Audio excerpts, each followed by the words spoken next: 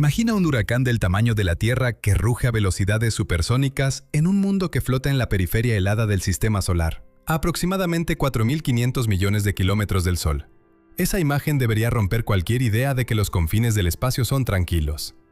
Neptune, ese orbe azul eléctrico que apenas se asoma en los mapas estelares, es en realidad una fábrica de violencia meteorológica, un lugar donde las fuerzas que gobiernan el clima humano parecen infantiles e incompletas. Durante siglos nadie sospechó su existencia, no porque fuese invisible, sino porque estaba demasiado lejos para que el ojo humano lo percibiera. Fue descubierto recién en 1846, y no gracias a un vistazo casual, sino por la lógica fría de la matemática. Las irregularidades en la trayectoria de Uranus hicieron sonar una alarma invisible. Dos mentes brillantes calcularon que algo tiraba de Uranus desde el interior de la oscuridad, y cuando un telescopio apuntó hacia el lugar señalado por esos cálculos, apareció Neptuno ante la mirada humana por primera vez. ¿Quién hubiera pensado que una ecuación podría abrir una puerta hacia un mundo entero?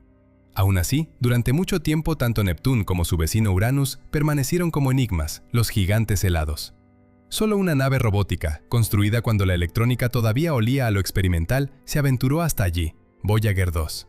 Esta sonda, lanzada en un tiempo diferente del nuestro, aprovechó una alineación planetaria que solo vuelve a producirse cada 200 años para saltar de gigante en gigante y alcanzar los límites del sistema. Cada maniobra fue una conversación con la gravedad, cada sobrevuelo un tirón más hacia lo desconocido. Cuando Voyager 2 llegó a Uranus, el planeta respondió con un silencio inquietante. La imagen fue la de una esfera pálida, lisa y sin apenas arrugas atmosféricas, como si la atmósfera hubiera sido pulida hasta el silencio. Aquello hizo pensar a algunos que, más allá de Saturno, la emoción se habría acabado, que los espectáculos de nubes y tormentas que habíamos visto en Júpiter y Saturno eran una anomalía del interior del sistema. Pero 3 años después, al aproximarse Voyager 2 a Neptune, el cosmos desmintió esa conclusión con estruendo. A bordo de la sonda había instrumentos nada llamativos a primera vista, cámaras con lentes de campo amplio y teleobjetivo, filtros para separar colores, detectores capaces de ver en infrarrojo y ultravioleta, magnetómetros e instrumentos para escuchar emisiones de radio y partículas invisibles. No eran ostentosos, fueron diseñados para durar, para resistir años de silencio y radiación. Y sin embargo, la información que enviaron cambió nuestra percepción completa de lo que puede ser un planeta. Lo primero que llamó la atención fue el color, un azul eléctrico único, más profundo que cualquier azul terrestre, como si el planeta hubiera decidido vestirse con un traje que nadie más puede usar. Pero el color fue solo el prólogo. Conforme Voyager 2 se acercó, quedó claro que Neptune estaba lejos de ser la versión más fría y calma de Uranus. Era un mundo convulsionado. Los vientos en Neptune baten todos los récords conocidos. Se registraron rachas que superaban la velocidad del sonido y alcanzaban velocidades de 2.400 km por hora en el interior de tormentas específicas. Para ponerlo en perspectiva, los fenómenos más violentos en la Tierra, los tornados más extremos, apenas alcanzan alrededor de 500 km por hora. En Neptune, la atmósfera se desplaza con una ferocidad que nuestra biología y nuestras máquinas apenas pueden concebir. También se observaron gigantescas manchas oscuras, tormentas colosales que giran como huracanes planetarios. La más famosa, bautizada como la Gran Mancha Oscura, tenía dimensiones comparables al diámetro de la Tierra y rotaba en sentido contrario a las agujas del reloj, de forma semejante a la Gran Mancha Roja de Júpiter. En su interior, el flujo era tan intenso que las imágenes captadas por Voyager 2 parecían cuadros de un óleo en movimiento permanente. Pero esas manchas no son estáticas, desaparecen y reaparecen, cambiando la fisonomía del planeta, lo que sugiere dinámicas profundamente líquidas o gaseosas debajo de la cubierta de nubes. La cercanía de la sonda fue sorprendentemente íntima. Voyager 2 sobrevoló a apenas 5.000 kilómetros de la superficie visual de Neptune, la aproximación más cercana que realizó a cualquier planeta durante su grandioso tour. Gracias a ese roce con lo inaccesible, logramos escuchar señales que hablaban de algo más que viento y color, una fuente interna de energía que no proviene del Sol. Y aquí aparece la verdadera contradicción que hace del planeta un misterio absoluto. En la explicación más elemental, el viento nace cuando masas de aire cálido y frío se encuentran. Cuanto mayor es el contraste térmico, mayor es el ímpetu del viento. Pero Neptune está extremadamente lejos del Sol. Recibe una fracción minúscula de la luz que llega hasta la Tierra, prácticamente un susurro solar. Si la irradiación externa fuera la única variable, Neptune debería ser aún más frío y más silencioso que Uranus. No lo es. De hecho, observamos que las nubes de Neptune no solo son más dinámicas, sino también ligeramente más cálidas en comparación con las de su gemelo.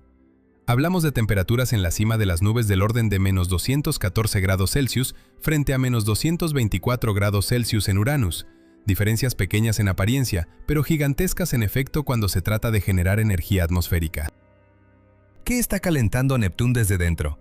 La evidencia sugiere que el planeta emite más energía de la que recibe del Sol.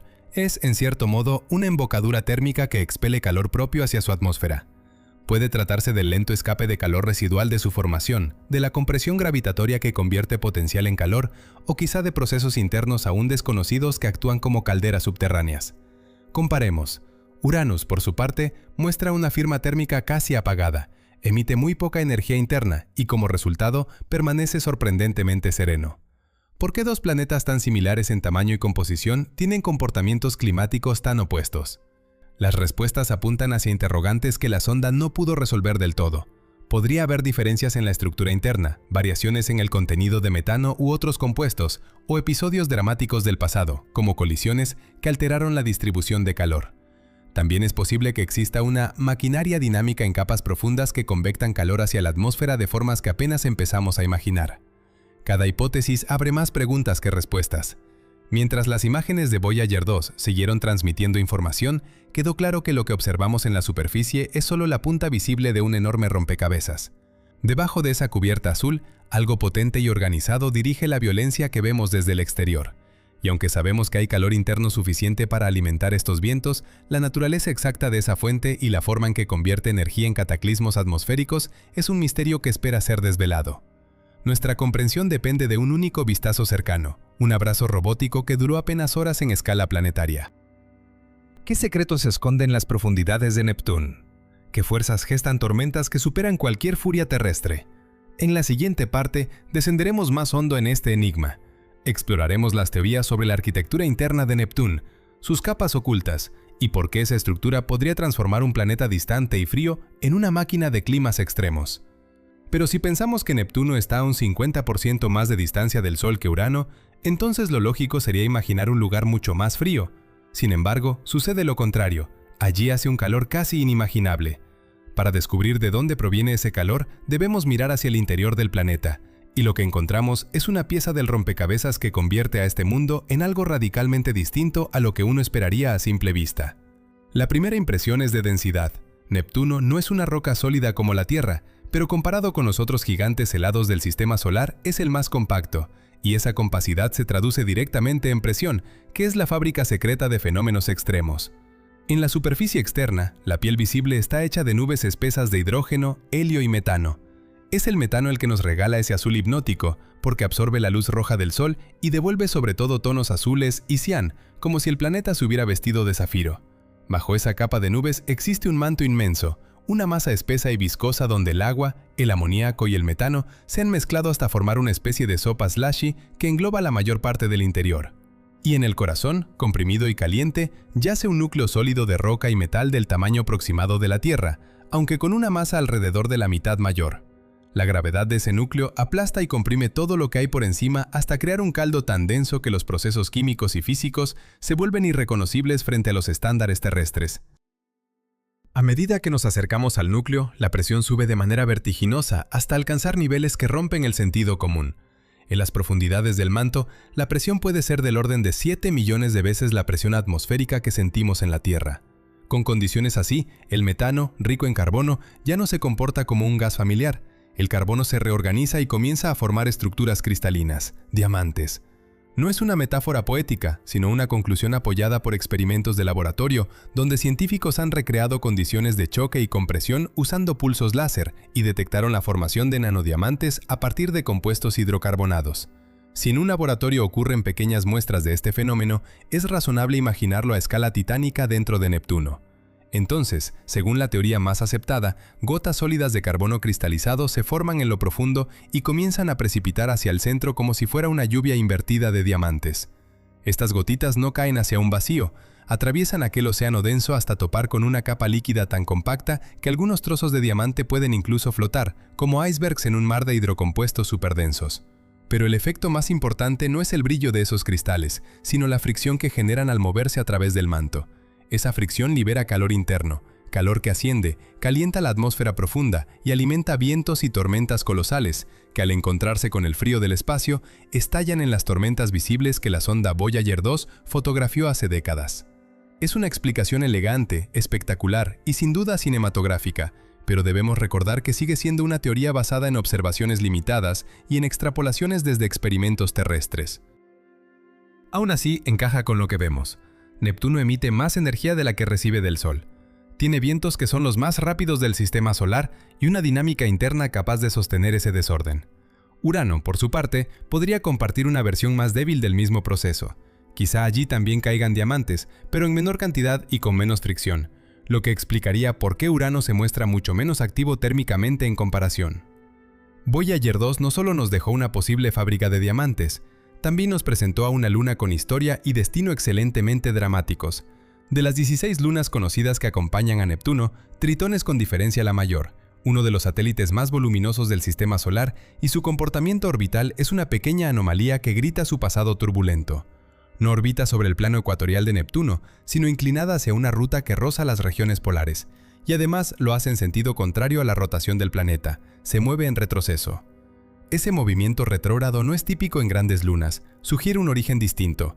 Tritón probablemente no nació alrededor de Neptuno. Hoy se piensa que Tritón fue en otro tiempo un objeto del cinturón de Kuiper, posiblemente parte de un sistema binario donde dos enanos se orbitaban mutuamente hasta que, en una pasada demasiado cercana, la gravedad de Neptuno fracturó esa pareja. En ese encuentro, Neptuno capturó a uno de los miembros y expulsó al otro hacia regiones más alejadas del sistema. Ese acto de captura explica tanto la inclinación como el sentido retrógrado de la órbita de Tritón. La analogía es casi teatral. Un mundo que fue arrancado de su antiguo hogar para convertirse en un rehén gravitatorio, obligado a bailar alrededor del gigante que lo secuestró. Esa danza, sin embargo, es temporal. La órbita de Tritón no está en equilibrio estable. La interacción gravitatoria con Neptuno está poco a poco robándole energía orbital y arrastrándola hacia abajo. Con el paso de millones y millones de años, ese espiral descendente irá acercando a Tritón hasta que las fuerzas de marea, implacables y crecientes, desgarren la Luna en un espectáculo cataclísmico. El resultado será un anillo colosal de escombros, fragmentos de hielo y roca que, orbitando alrededor de Neptuno, podrían formar un sistema de anillos tan vasto o incluso mayor que el que hoy asociamos con Saturno. No lo veremos nosotros, pero imaginar ese final, un satélite semejante a Plutón convertido en un collar de ruinas cósmicas, es contemplar la belleza y la violencia del tiempo astronómico en su máxima expresión. Después de su encuentro con Tritón, Voyager 2 emprendió la marcha hacia el vacío interestelar, dejando atrás los planetas y comenzando un viaje que aún prosigue, siglos técnicos atravesando la soledad. Volver a Neptuno no es imposible, pero sí exigente. Requiere misiones de larga duración, presupuestos generosos y paciencia de eras científicas. No obstante, la humanidad ya nos ha ofrecido una muestra de que se puede. En 2006 lanzamos la sonda New Horizons hacia Plutón y más allá, y esa misión sigue investigando objetos en el cinturón de Kuiper, demostrando que las fronteras exteriores no están vedadas para siempre. Entre los proyectos conceptuales que se han barajado está la misión denominada Neptuno Odisea, pensada para colocar una nave en órbita del planeta y de Tritón durante varios años e incluso soltar una sonda de unos 200 kilogramos que penetraría la atmósfera para transmitir datos mientras la presión la aplasta. Imaginemos por un momento lo que nos podría contar. Mediciones directas de la estructura interna, composición isotópica del manto, la confirmación o refutación del fenómeno de la lluvia de diamantes, mapas detallados de circulación atmosférica y, claro, una reconstrucción de la historia de Tritón que confirme su pasado como prisionero del gigante.